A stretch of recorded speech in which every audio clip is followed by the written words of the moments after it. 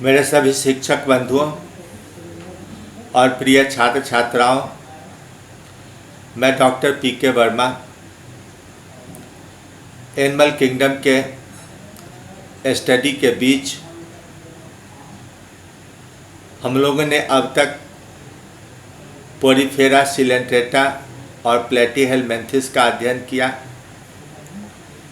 अब इसके बाद हम लोग एस्कहेलमिन्थिस का अध्ययन करेंगे, जिसे कॉमनली लोग राउंड वर्म्स के नाम से जानते हैं।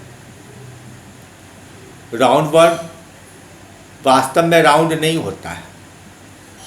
फ्लैट वर्म का उल्टा राउंड वर्म यानी चपटा कृमि का उल्टा शब्द गोल कृमि कर दिया गया, लेकिन वास्तविकता यह है कि यह गोल नहीं बल्कि सिलिंड्रिकल है। जैसे आपकी पेंसिल लंबी है लेकिन उसका क्रॉस सेक्शन गोल है, तो ऐसी रचना को हम सिलिंड्रिकल बोलते हैं, इसलिए यह राउंड वर्म नाम डिफेक्टिव है। सबसे पहले गागेनबॉर्न नाम के वैज्ञानिक ने 1851 में इस तरह के वर्म को निमेटहेलमिन्थिस नाम दिया था, लेकिन ग्रोवेन ने इस नाम को बदलकर एस्कहेलमिन्थिस कर दिया।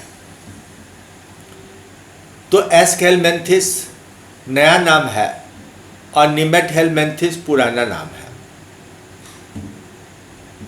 अब इसमें बहुत सारे वर्म हैं जो बहुत ही छोटे सूक्ष्म माइक्रोस्कोपिक होते हैं। नदी, तालाब, गड्ढे, कीचड़ और गीली मिट्टी में पाए जाते हैं, समुद्र में भी पाए जाते हैं, और वहीं दूसरी ओर कुछ परजीवी होते हैं। तो इनका काफ़ी बड़ा रेंज है वेरिएशन का।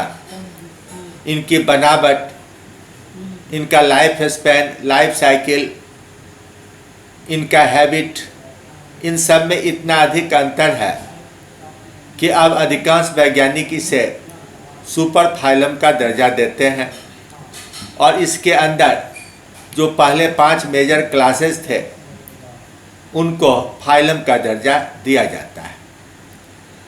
इन सभी में आप एक ही क्लास निमाटोडा, जिसे अब फाइलम निमाटोडा कहा जाएगा, तो उसका अध्ययन करते हैं, लेकिन अन्य 4 के विषय में भी जानना जरूरी है, नहीं तो बात अधूरी रह जाएगी। तो अब हम पहले इसका जनरल कैरेक्टर देखें। जैसा मैंने कहा कि यह सिलिंड्रिकल शेप का होता है, भले ही इसका कॉमन नाम है राउंड वर्म। अब इसमें 3 जर्म लेयर या 3 टिश्यू लेयर होते हैं, एक्टोडर्म, मेसोडर्म और एंडोडर्म, इसलिए यह ट्रिप्लोब्लास्टिक है। इसमें एक बॉडी कैविटी भी होता है, लेकिन इसे फॉल्स बॉडी कैविटी स्यूडोसिलोम कहा जाता है, क्योंकि यह ब्लास्टोसील का बचा हुआ हिस्सा है, अवशिष्ट भाग है, जो हायर एनिमल में पूरी तरह मेसोडर्म से भर जाया करता है। अब आमतौर से बॉडी अनसेगमेंटेड होता है। कभी कभी बाहर से आपको सेगमेंट दिखेगा, लेकिन वह सुपरफिशियल होगा, वह अंदर तक बॉडी कैविटी को डिवाइड करते हुए विकसित नहीं होता है।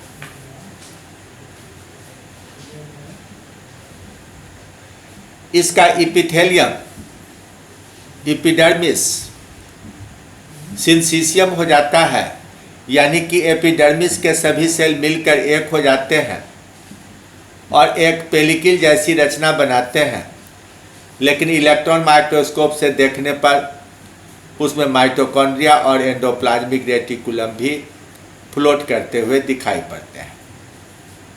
इनकी भोजन नली एकदम सीधी माउथ से एनस तक विकसित है, लेकिन अधिकांश एनिमल्स में डाइजेस्टिव ग्लैंड का अभाव है।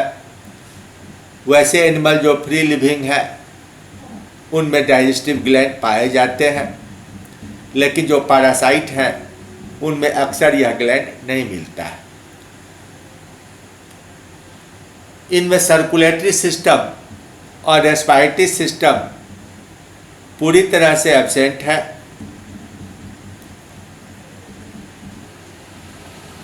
इंटेस्टाइनल पैरासाइट जैसे एस्केरिस और एंसाइलोस्टोमा में एनारोबिक रेस्पिरेशन होता है, लेकिन जो लिम्फ में, ब्लड में या पानी में फ्रीली रहते हैं, हो सकता है कि अपने एपिडर्म से, इंटेगुमेंट से ऑक्सीजन एब्जॉर्ब करके थोड़ा एरोबिक रेस्पिरेशन कर लेते होंगे।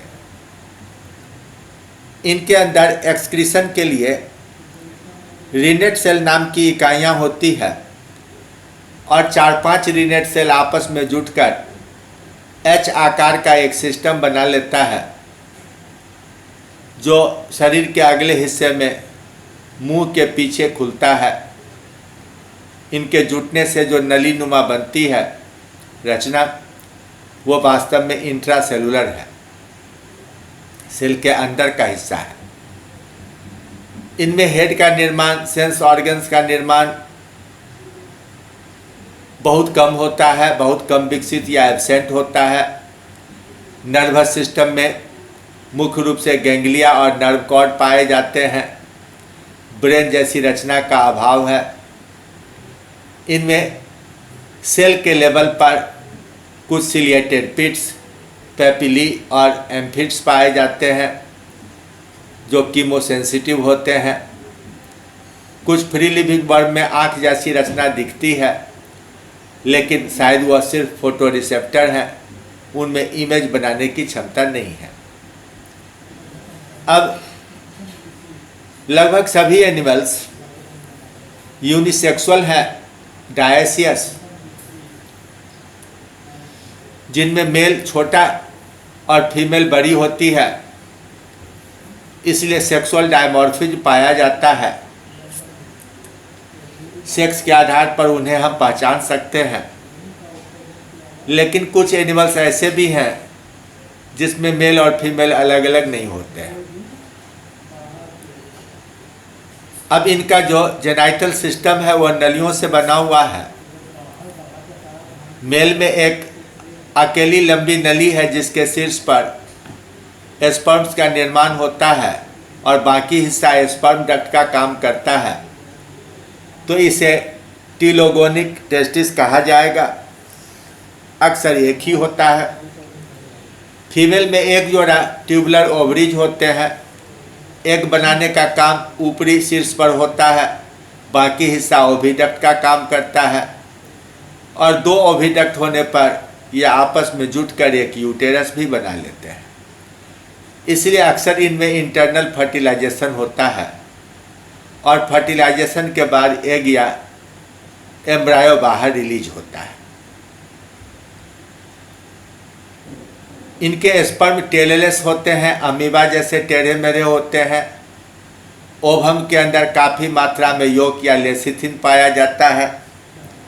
अब फर्टिलाइजेशन के समय स्पर्म और ओवम पूरी तरह मिलकर एक हो जाते हैं। फीमेल में एग के चारों ओर एक सुरक्षात्मक खोल सिक्रीट करने का ग्लैंड होता है, जिससे कि खोल युक्त अंडों का निर्माण होता है। अंडा देने वाले एनिमल्स को ओविपेरस कहते हैं। एस्केरिस, पिनवर्म, राउंडवर्म, जो हुकवर्म है, वे ओविपेरस हैं। लेकिन फैलेरिया वर्म लार्वा को जन्म देता है, तो उसे ओवोविविपेरस कहा जाता है। अब जिनका लाइफ साइकिल पैरासाइटिक फॉर्म है, तो लाइफ साइकिल थोड़ा जटिल होगा, क्योंकि एक होस्ट से दूसरे होस्ट में जाने के लिए विशेष प्रकार का लार्वा विकसित करना होगा। लेकिन जो फ्री लिविंग है, उनका लाइफ साइकिल अपेक्षाकृत बहुत ही सिंपल होता है। तो एस्केलमेंथिस फाइलम, सुपर फाइलम के अंदर रोटिफर्स, गैस्ट्रोट्रिका, काइनोरिंका, निमेटोमॉर्फा और निमाटोडा, ये 5 फाइला पाए जाते हैं। हम एक एक कर इनके विषय में जानें। पहला है रोटिफर, बहुत ही कॉमन है, माइक्रोस्कोपिक है। सभी तरह के तालाब, नदी, गड्ढे, भींगी हुई ज़मीन, कीचड़ में ये काफ़ी मात्रा में मिलता है। इसका आकार मुश्किल से 200 से 500 माइक्रोमीटर का होता है, इसलिए माइक्रोस्कोपिक है। लेकिन इसमें एक स्पेसीज रोटेरिया नेपचूनिया, ये 1 मिलीमीटर से बड़ा होता है, काफ़ी बड़ा होता है। अब ये रोटिफर नाम क्यों दिया गया, तो इसके मुंह के चारों ओर कई सारे सीलिया पाए जाते हैं, क्राउन ऑफ सीलिया पाए जाते हैं, जिससे इसे व्हील बियरर कहा गया। इस विशेष बनावट के कारण इनका नाम रोटिफर रखा गया। इनके शरीर में हेड, नेक और ट्रंक और अंत में 1 फुट होता है, यानी 4 हिस्से पाए जाते हैं। इनके बॉडी में बाहर से सेगमेंट बने हुए दिखाई पड़ते हैं, लेकिन पूरा बॉडी एक ट्रांसपेरेंट क्यूटिकल से ढका होता है। इसमें काफ़ी लचीलापन होता है, सिकुड़ने फैलने का गुण होता है। इसके फुट में एक सीमेंट ग्लैंड होता है, जिसकी मदद से यह ठोस पदार्थों या ऑर्गेनिक पदार्थों में जाकर चिपक जाता है, और जब इच्छा होती है तब वहाँ आराम से खाने पीने की काम करता है। रोटिफर आमतौर से सड़ते गलते ऑर्गेनिक पदार्थों को खाते हैं। ये यूनिसेलुलर एल्गी और दूसरे फाइटोप्लैंक्टन को भी खाते हैं, यानी ये प्राइमरी कंज्यूमर है। इनके फैरिंक्स में विशेष प्रकार के जबड़े बने होते हैं, जिन्हें ट्रॉफी कहते हैं। ये ट्रॉफी सभी रोटिफर में पाए जाते हैं, यानी उसकी पहचान है। अब अधिकांश स्पेसीज में बिना फर्टिलाइजेशन के ही अंडों से बच्चे का विकास हो जाता है, तो इस तरह की क्रिया को पार्थेनोजेनेसिस कहते हैं। अनिषेक जनन के नाम से आपने हिंदी में कभी पढ़ा होगा। ये अंडे पानी में रिलीज होते हैं और वहीं उनका विकास होता है। लेकिन कुछ स्पेसीज ऐसे हैं जो 2 प्रकार के अंडे देते हैं।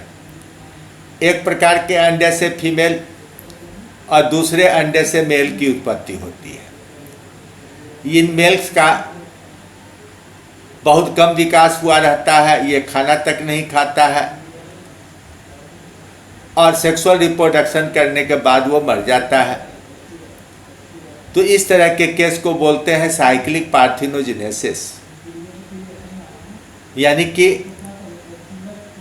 एक फीमेल पार्थेनोजेनेसिस से मेल और फीमेल बनाई, और फिर ये मेल और फीमेल सेक्सुअल रिप्रोडक्शन से एक पार्थेनोजेनेटिक फीमेल का निर्माण करेगी। कोनोचिलस, सिनेंथेरिया समूह में रहने वाले कॉलोनियल फॉर्म्स हैं। एडिनेटा और लेपाडेलिया ये अलग अलग रहने वाले हैं। हमारे आसपास के तालाबों में जो सबसे कॉमन रोटिफर है, टिपिकल रोटिफर है, वह इस प्रकार दिखाई पड़ता है। माइक्रोस्कोप में 200-250 मैग्नीफिकेशन के बाद आपको ये दिखाई पड़ेगा। अब दूसरा फाइलम है गैस्ट्रोट्रिका। इन्हें आमतौर से हेयरी बेलीज या हेयरी बैक्स कहा जाता है। ये भी माइक्रोस्कोपिक है, जिनका आकार 0.06 मिलीमीटर से 3 मिलीमीटर के बीच है। ये भी वर्म जैसे और सीडोसिलोमेट होते हैं, और सभी प्रकार के जलीय वातावरण में, फ्रेश वाटर में, समुद्री वातावरण में मिलते हैं। ये आमतौर से नदी, समुद्र या तालाब के पेंदे में सड़ते गलते ऑर्गेनिक मटेरियल्स के बीच मिलते हैं, इसलिए इन्हें बेंथिक कहा जाता है। इनका बॉडी का बनावट एकदम सिंपल होता है। हेड में ब्रेन जैसी रचना और सेंस ऑर्गन पाए जाते हैं। ट्रंक में सिंपल एलिमेंट्री कैनाल है और रिप्रोडक्टिव ऑर्गन है। इनके फुट के पास एडहेसिव ग्लैंड होता है, जिसकी मदद से ये ठोस पदार्थों में चिपक कर चल सकते हैं, गति कर सकते हैं। ये सड़ते गलते पदार्थों का भक्षण करते हैं और इनका चूसक की तरह मुंह काम करता है, जिसके लिए इनका फेरिंक्स काफ़ी मस्कुलर और स्ट्रांग होता है। ये अक्सर हर्माफ्रोडाइट होते हैं और इनके एग से छोटे छोटे एडल्ट चिल्ड्रन उत्पन्न होते हैं, यानी कि लार्वल फॉर्म नहीं होता है। लेकिन कुछ फ्रेश वाटर फॉर्म पार्थिनोजेनेसिस के थ्रू, यानी अनिषेक जनन करते हैं। गैस्ट्रोट्रिक मैच्योर होते हैं, बहुत तेज़ी के साथ मैच्योर होते हैं, क्योंकि इनका लाइफ स्पैन बहुत छोटा होता है। इनका जीवन कुछ एक दिन का ही होता है। मैक्रोडेसियाडा और टिकोस्टोमेला कॉमन एग्जाम्पल है। आप ये देखिए, फोटोग्राफ है मैक्रोडेसिडा का। ये नीचे कोई ठोस पदार्थ से चिपका हुआ है अपने फुट की मदद से, और ऊपर इसका हेड जैसा हिस्सा दिखाई पड़ रहा है। यहाँ हेड जैसा हिस्सा है। इसी की यह लेवल डायग्राम बनाया गया है। माउथ इधर है, फुट इधर है, और पूरे बॉडी पर छोटे छोटे स्पाइन्स विकसित हैं। एलिमेंट्री कैनाल माउथ से लेकर के एनस तक फैला हुआ है। तीसरा क्लास है काइनोरिंग का। इसमें भी स्मॉल और खासकर मैरीन इनवर्टिब्रेट्स हैं।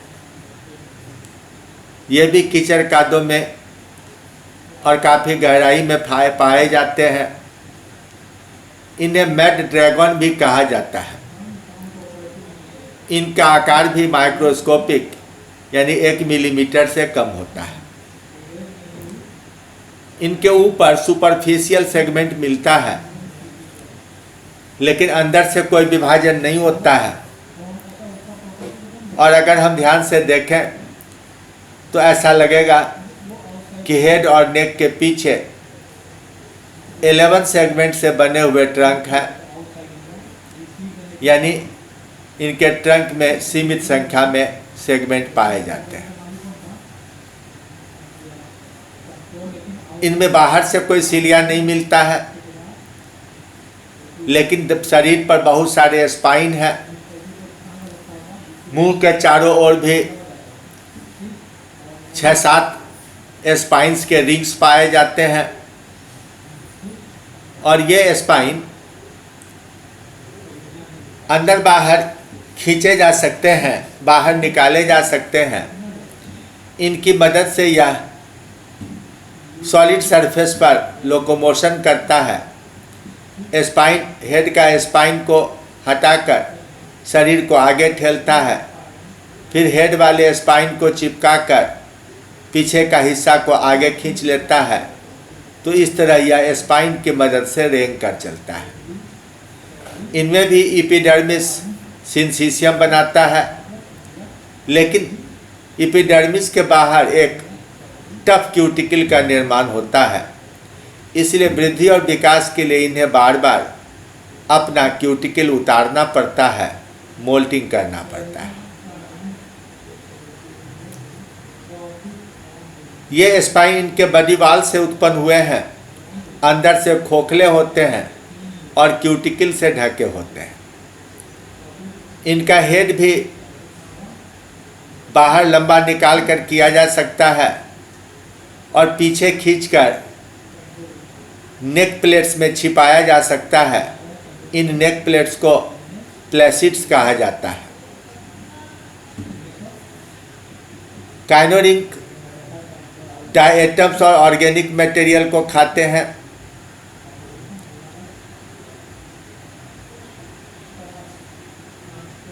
इनका मुंह हेड के अपेक्स पर, उसके पीछे फेरिंग्स और इसोफेगस है जो अंदर से क्यूटिकल के लाइनिंग से युक्त होता है।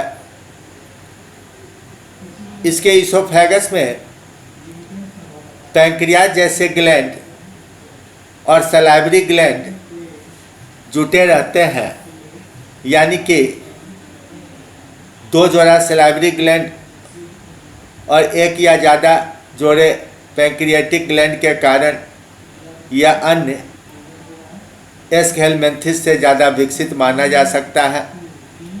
इनकी मदद से भोजन का पाचन आसान हो जाता है। इनके स्टोमक और इंटेस्टाइन में क्यूटिकल नहीं होता है, इसलिए पचे हुए पदार्थों का स्टोमक और इंटेस्टाइन में ही एब्जॉर्प्शन होता है। लेकिन हाइंड गट में या लार्ज इंटेस्टाइन में क्यूटिकल का स्तरण होता है, जिससे कि कोई पदार्थ अवशोषित नहीं हो सकता है। इसलिए जो भी बचा हुआ पदार्थ है वह एनस के द्वारा निष्कासित होता है। अन्य एस्केलमेंथिस की तरह इनमें सर्कुलेटरी सिस्टम नहीं होता है। इनके बॉडी कैविटी या सीडोसिलोम में अमीबा जैसे कुछ सेल्स पाए जाते हैं। एक्सक्रीशन के लिए इनमें प्रोटोनेफ्रिडिया पाए जाते हैं और इनमें नर्वस सिस्टम होता है, जिसमें एक वेंट्रल नर्व, नर्व कॉर्ड, एक गैंग्लिया प्रत्येक खंड में और एक एंटेरियर नर्व रिंग पाया जाता है फेरिंग्स के चारों ओर। छोटे छोटे कई गैंग्लिया हर सेगमेंट में दाएं बाएं पाए जाते हैं, लेकिन उनसे नर्व फाइबर्स की उत्पत्ति नहीं होती है। इनमें मेल और फीमेल एक ही जैसे दिखाई पड़ते हैं और इनके गोनेट्स बॉडी कैविटी के मध्य में मिड रीजन ऑफ ट्रंक में रहते हैं और इनका ओपनिंग अंतिम छोर पर अंतिम खंड में होता है। अधिकांश एनिमल में स्पर्म डक्ट के अंदर 2 या 3 नुकीली रचना पाई जाती है, स्पाइनी रचना पाई जाती है, जो शायद कॉपुलेशन में, सेक्सुअल रिलेशन में मदद करता है, यानी कॉपुलेटरी वर्षा का काम करता है। इनमें स्पर्मेटोजोआ काफ़ी बड़ा होता है और बॉडी की लंबाई का 1/3 लंबाई सिर्फ स्पर्मेटोजोआ का हो सकता है। इनके लार्वा फ्री लिविंग है और अक्सर जब अंडा बाहर निकाला जाता है तो उसे कीचड़ और ऑर्गेनिक पदार्थों के खोल से ढक दिया जाता है, जिससे कि लार्वल डेवलपमेंट के समय यह सुरक्षित रहे।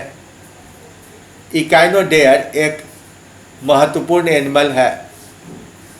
आप इसका ये फोटोग्राफ देखिए, इधर इसका अगला हिस्सा है, ये रिट्रैक्टाइल हेड है जो ये अपने नेक के अंदर खींच सकता है और बॉडी के ऊपर देख रहे हैं सेगमेंट बना हुआ है। जैसा कि मैंने कहा कि इसमें 11 सेगमेंट होते हैं ट्रंक रीजन में। अब ये निमेटोमॉर्फा चौथा फाइलम है। इसे आमतौर से हॉर्स हेयर वर्म या गार्डियन वर्म कहते हैं।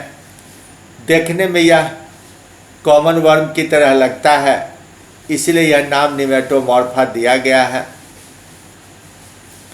इनका आकार 50 से 100 मिलीमीटर का होता है, लेकिन कोई कोई काफ़ी लंबा, यानी कि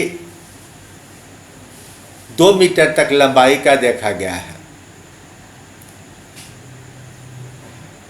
यह भी कीचड़ कादों में, डैम्प जगह पर, नमी युक्त जगह पर, स्विमिंग पूल में, स्ट्रीम में, गड्ढों में पाए जाते हैं। ये फ्री लिविंग हैं, लेकिन इनके लार्वा आर्थ्रोपोडा के ऊपर परजीवी होते हैं। इनमें बाहर से क्यूटिकल पाया जाता है, लेकिन एपिडर्म पर सिलिया नहीं होता है। इनमें एक्सक्रीटरी, रेस्पिरेटरी और सर्कुलेटरी सिस्टम नहीं होता है। एलिमेंट्री कैनाल बन चुका है, लेकिन संभवतः इसका उपयोग भोजन ग्रहण करने और पचाने में नहीं हो पाता है। इनमें नर्वस सिस्टम नर्व रिंग का बना हुआ है। वेंट्रल नर्व कॉर्ड बॉडी की पूरी लंबाई में फैला हुआ है। इनमें मेल और फीमेल अलग अलग होते हैं और इंटरनल फर्टिलाइजेशन होता है।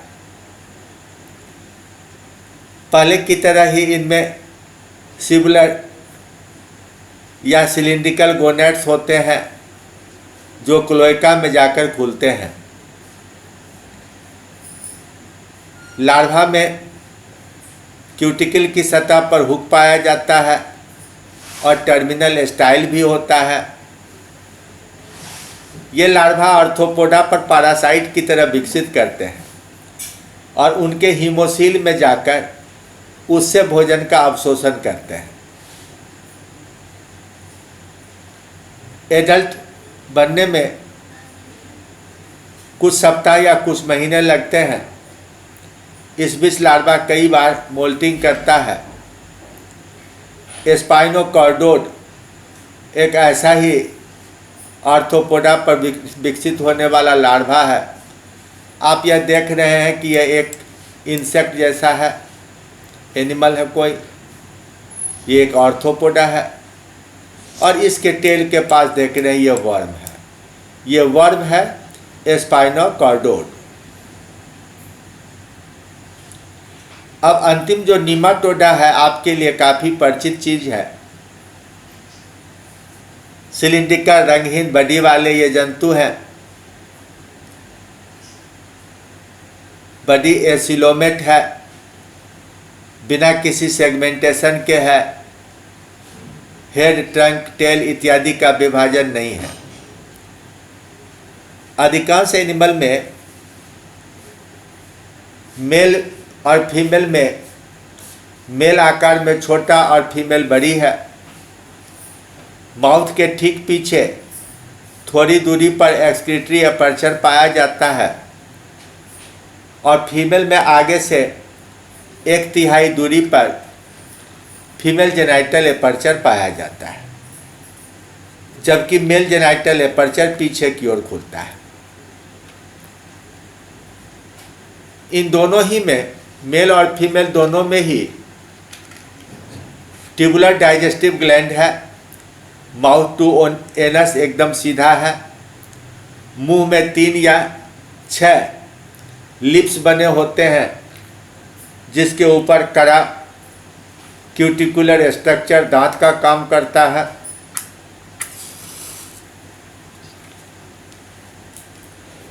इनकी मदद से कोई कोई एनिमल अपने होस्ट के टिश्यू को चीर फाड़ सकता है, काट सकता है, उसके अंदर घुस सकता है। इनमें टेल के पास एक चिपकने वाला काउडल ग्लैंड है। एपिडर्मिस सिंसीशियम बनाता है, या नहीं तो एक ही सेल लेयर का बना होता है, जिस पर कोलाजन प्रोटीन का बना हुआ क्यूटिकल भी होता है। इनमें भी नर्व रिंग होते हैं। कुछ सिफेलिक गैंग्लिया और लॉन्गिट्यूडनल नर्व्स पाए जाते हैं। डॉर्सल में, वेंट्रल में और लेटरल में आमतौर से 6 लंबे लंबे नर्व कॉर्ड्स पाए जाते हैं। इनका शरीर अक्सर सेंसरी ब्रिसल्स या पैपिला से ढका होता है, जिनमें सेंस ऑफ टच होता है। कुछ एनिमल में हेड के दोनों तरफ छोटे छोटे गड्ढों में एम्फिट्स नाम के सेल्स पाए जाते हैं, जो शायद कीमो रिसेप्टर रसायनों के प्रति संवेदनशील होता है। फ्री लिविंग वर्म में आई स्पॉट जैसा मिलता है, लेकिन शायद यह लाइट के प्रति सेंसिटिव है। इसमें फिगर बनाने का, फोटो बनाने का गुण नहीं है। यूनिसेक्सुअल होने के नाते यह डायसियस है। इंटरनल फर्टिलाइजेशन होता है। अधिकांश एनिमल में फीमेल अंडों को जन्म देती है। कुछ में अंडों के बदले एम्ब्रायो का जन्म होता है। पिनवर्म और हुकवर्म में अंडों का जन्म होता है, ये ओविपेरस है। जबकि फाइलेरिया वर्म एम्ब्रायो को जन्म देता है, उसे माइक्रोफिलेरियाई लार्वा कहते हैं, तो वह ओवोविविपेरस है। अब कुछ कॉमन परजीवी, कुछ को आप जानते हैं, कुछ आपके लिए नया है। जो सबसे बड़ा कॉमन राउंड वर्म होता है उसे एस्केरिस लुम्ब्रिक्वाइडिस कहते हैं, और बहुत छोटी छोटी जोंकटी पिनवर्म के नाम से एंटेरोबियस वर्मिकुलरिस होता है। यह बड़ा ही दुष्ट है। यह एनस के पास आकर अपने पिन जैसे हेड को अंदर के सॉफ्ट म्यूकस एपिथेलियम में धंसाते रहता है, जिससे यह गिरता है और बड़ा ही लज्जापूर्ण सिचुएशन उत्पन्न करा देता है। हुकवर्म एंसाइलोस्टोमा डिओडिनल, यह डिओडिनम में पाया जाने वाला है। ये तीनों वर्म पाचन क्रिया को प्रभावित करते हैं। फाइलेरिया वर्म वुचरेरिया बैंक्रप्टाई आँख में भी मक्खियों के द्वारा प्रसारित किए जाने वाला एक वर्म पाया जाता है, जिसे लोआ लोआ कहते हैं, और जमे हुए पानी में एक अत्यंत ही खतरनाक फायरी सर्पेंट या गिनी वर्म है, जो लीवर को डैमेज कर दिया करता है। अगर गंदा पानी पीता है कोई, तो यह वर्म लीवर को डैमेज कर देता है। इसे ड्रैगनकुलस मेडिनेंसिस कहा जाता है। अब ये देखिए फोटोग्राफ है। पहला फोटोग्राफ फीमेल वर्म का है, यह काफ़ी लंबी तगड़ी है, और दूसरा है मेल वर्म। मेल का टेल कर्व होता है, देखिए मुड़ा हुआ है। आप कितना ही इसे सीधा करने की कोशिश कीजिएगा, यह इसी तरह से घूम जाएगा। जबकि फीमेल के टेल में ऐसा क्वाइल नहीं है, यह लगभग सीधा ही है। ये दूसरा है एंसाइलोस्टोमा डिओडिनल यानी हुकवर्म। यह भी पेट में एपिथेलियम को डैमेज करता है, डिओडिनम और स्मॉल इंटेस्टाइन को डैमेज करता है, डाइजेशन को प्रभावित करता है। और ये है पिनवर्म। ये एक बच्चे के एनस से बाहर निकल रहा है, उसी समय का ये फोटोग्राफ लिया गया है। बहुत सारे बच्चों में ये सैकड़ों की संख्या में विकसित हो जाते हैं। इन्हें एंटेरोबियस वर्मिकुलरिस कहा जाता है। तो इस तरह आपने विभिन्न प्रकार के एसिलोमेट राउंड वर्म का अध्ययन किया। नीमेट हेलमिंथिस या नीमाटोडा का जो अंतिम कुछ एक उदाहरण आपको बताया गया, ये सब आपके लिए कॉम्पिटिटिव एग्जामिनेशन के लिए इम्पॉर्टेंट नेम्स हैं। कॉमन नेम और बायोलॉजिकल नेम पूछे जाते हैं। Thank you very much.